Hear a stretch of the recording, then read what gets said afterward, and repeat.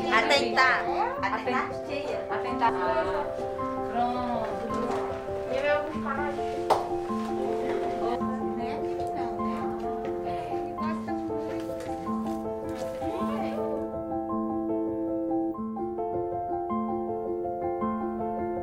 Minha mãe tinha morrido e meu pai também morreu.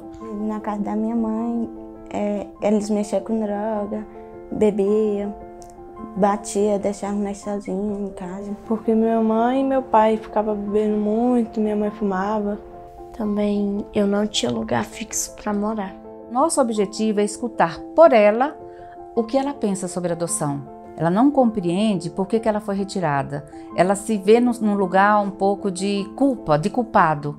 Por quê? Porque é ela que é retirada do ambiente familiar, não aqueles que fizeram ela sentir o abandono. Sim, quase todas as vezes eu me culpo. Mas aí tem muita gente, tipo mesmo, esses dias uma cuidadora olhou pra minha cara e falou: você não perdeu nada, quem perdeu foi ela, mas sei lá. Uma hora dessa era pra eu estar morando aqui na W3 Sul, na minha primeira adoção. E eu tô aqui. Nós adultos precisamos acolher, ter empatia, sabe? Poder escutá-la, para que a gente possa ir introduzindo aos poucos que ela merece ser cuidada, que ela precisa ser cuidada, não é só merecer, ela precisa ser cuidada. E que a família dela provavelmente não tinha condição de cuidar dela. Disseram que eu ia ganhar uma família nova, porque a que eu tava não me cuidava bem. Eles não disseram nada pra mim, porque também minha mãe não tinha condições de criar de mim. Eles disseram bem assim, vocês vão ganhar uma família nova.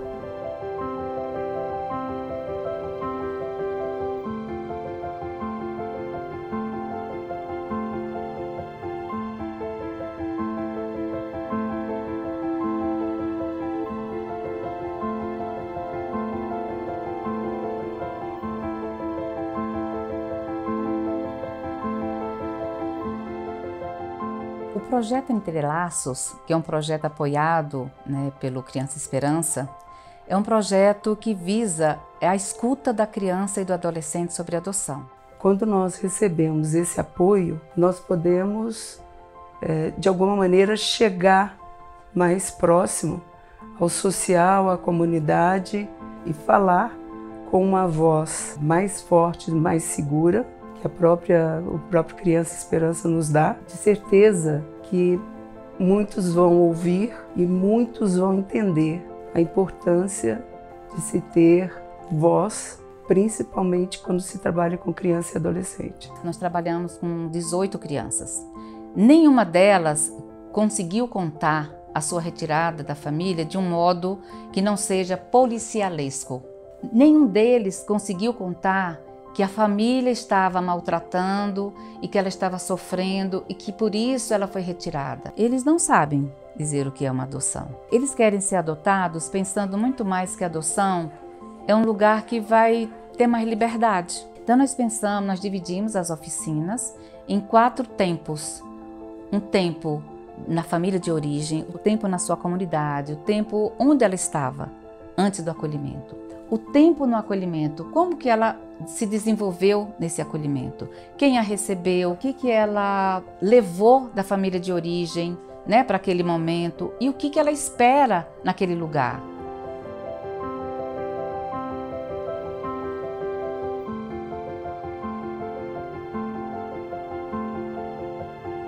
Foi muito interessante porque a gente sabe que a criança sabe muito pouco sobre ela.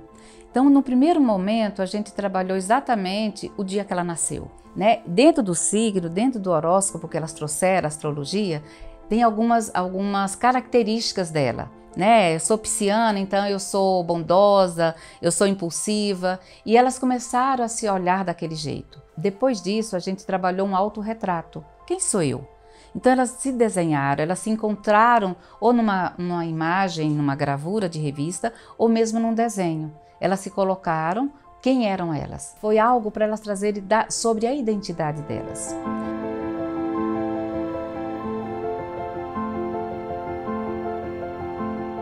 Uma outra oficina, que é a sequência dessa, a gente pediu a certidão de nascimento. Porque muitos não sabem que uma certidão de nascimento é o seu registro no mundo. Então vamos falar sobre a minha árvore genealógica.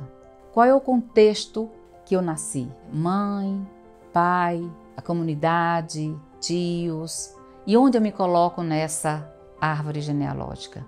Quem sou eu nela? Aqui tem a maioria da minha família toda, tipo, meus tios, minha mãe, meu pai, os irmãos.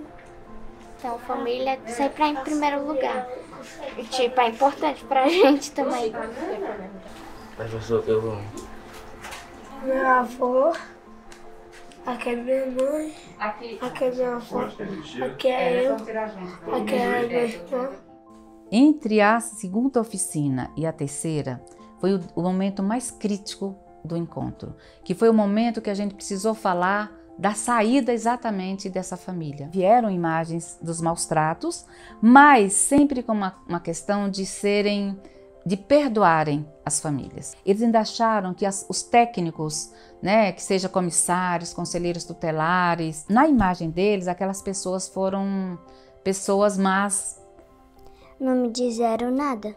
Me colocou no carro e depois eu fui pro abrigo. Falaram que eu ia pra casa da minha prima. Aí depois ele falou que ia pra Braslândia. Eu desconfiei. A caixa dentinha falou que ela ia lá pra Braslândia. Aí eu desconfiei e eu fiquei sabendo que ele ia me levar pra lá pro abrigo. Quem me levou foi 2 homens. Aí eles chegaram lá em casa falando que eu ia pra um abrigo, porque lá em casa eu apanhava.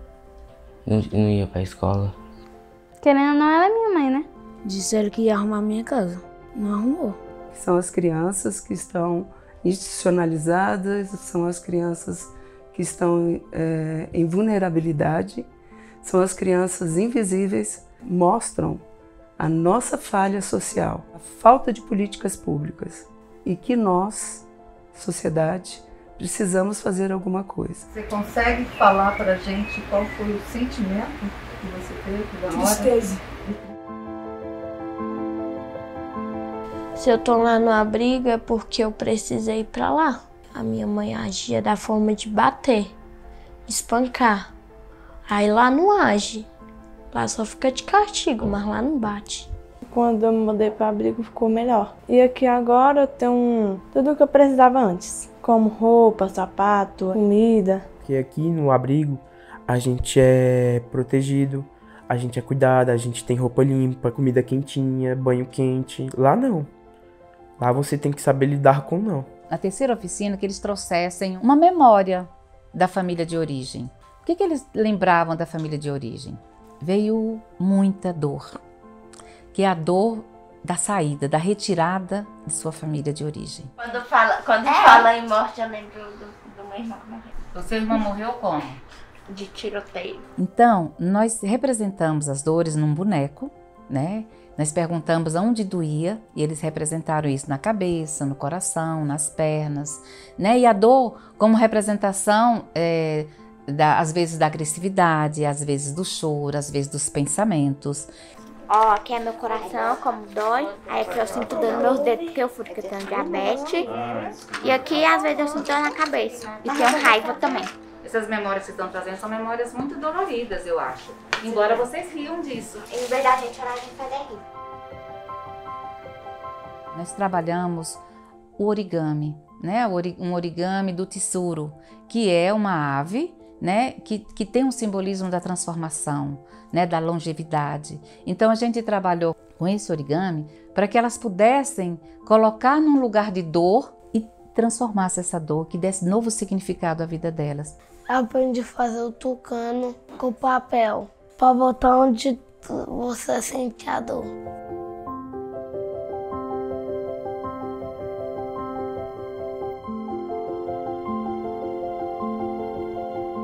Eles sabem muito pouco sobre o futuro, a ponto de perguntarem, futuro de quê?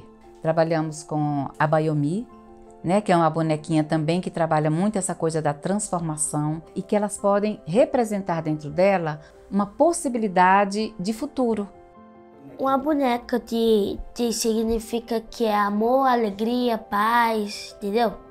Eu vou dar para alguém, para dar esperança e paz e alegria. Ser feliz, ganhar uma família e fazer faculdade. Seguir minha vida em frente, não chatear minha tia, ser bonita, viajar pro Ceará pra ver meu avô e minha avó, ser feliz, ver meu irmão. Desejo não ter diabetes. A nossa ideia era perguntar para as crianças se elas querem ser adotadas, se elas sabem o que é adoção. Com essa ideia, nós trouxemos na quarta oficina um questionário. Que família você deseja? Então nós fizemos também o perfil de família. Depois que contar a história todinha da criança e elas ver se quer ou não a criança. E vocês? Alguém pergunta para vocês se vocês querem aquela família? A maioria disse, eu só quero uma família. Então, assim, a ideia de cuidados, no final das oficinas, eles trazem sim pra gente, né? O cuidado, do afeto, que o que importa realmente é ser amado. E aí não importa se é por uma pessoa só, se é por 2 homens, 2 mulheres, se é um casal hétero, não importa, importa é uma família. Aí contaram pra mim, falando que eu ganhei a família, são um casal homoafetivo, 2 mulheres, né? Que a gente sempre quis, né, ter uma família depois da nossa irmã. Ai, maravilhosa. Não, pode ser qualquer pessoa.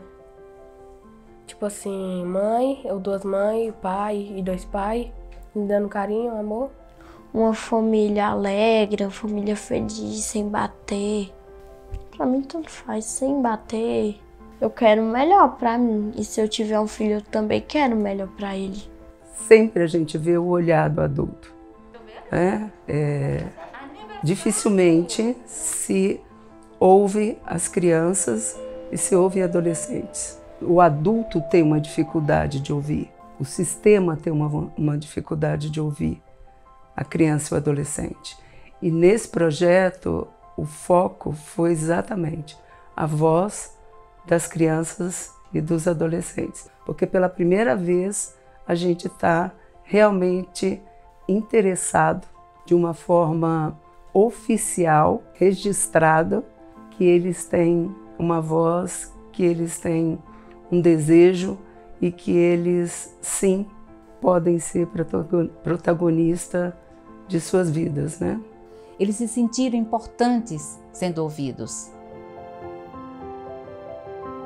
Já aprendi que era o Instituto do ECA, que eu não sabia o que era isso. Se eu fosse lá de cima, se eu fosse um anjo, né? Eu dava bênção, eu dava luz para a família cuidar. Também não fazia a família bater. Olha a hora de eu ir embora do abrigo.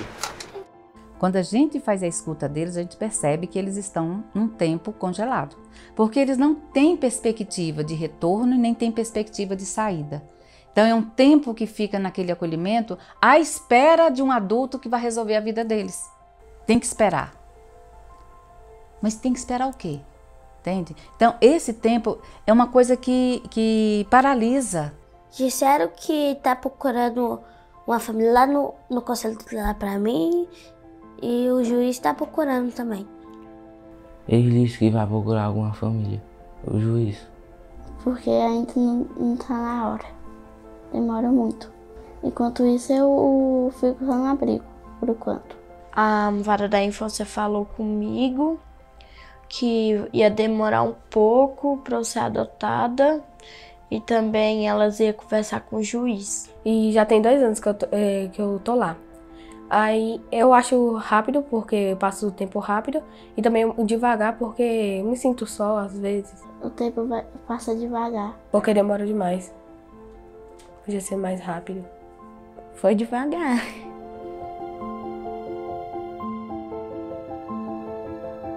Então, essas oficinas foram muito importantes para isso, para elas entenderem de onde vêm e para onde elas podem ir. Elas não precisam ficar naquele lugar, de lugar sem voz.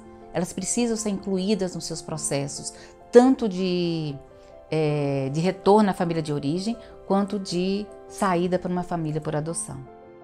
A gente tem que trabalhar com urgência, ser prioridade absoluta. Criança e adolescente tem que ter prioridade absoluta. Meu futuro é ser bailarina, ajudar as pessoas da rua e ter cuidado da minha família. Falta algumas famílias, falta dar amor, carinho, respeitar. Fazer um monte de coisa ainda. Ainda o mundo não tá tão perfeito assim, não. Quero ter minha casa, começar a trabalhar, passar, ter estudos pela frente, ter vida melhor. Quando eu crescer, eu vou querer ser artista. Eu diria que eu queria uma família nova e eu quero amor e carinho. Que a gente continue, né, nessa família e não volte pro abrigo de novo. Então, se eu não quero ser adotada e eu quero voltar pra minha família, eu não tenho possibilidade de voltar pra minha filha, então é melhor eu ficar no abrigo até os meus 18 anos. Fazer uma faculdade, fazer meus 18, trabalhar, ser policial, construir minha família, minha esposa, meus filhos, ter minha casa própria. Eu prefiro ser adotada, que eu quero recomeçar uma nova família. Eu quero voltar pra minha mãe. Eu quero ser adotado, não voltar pra casa. Ser feliz. Não pense em ser adotado. Eu quero ser adotado.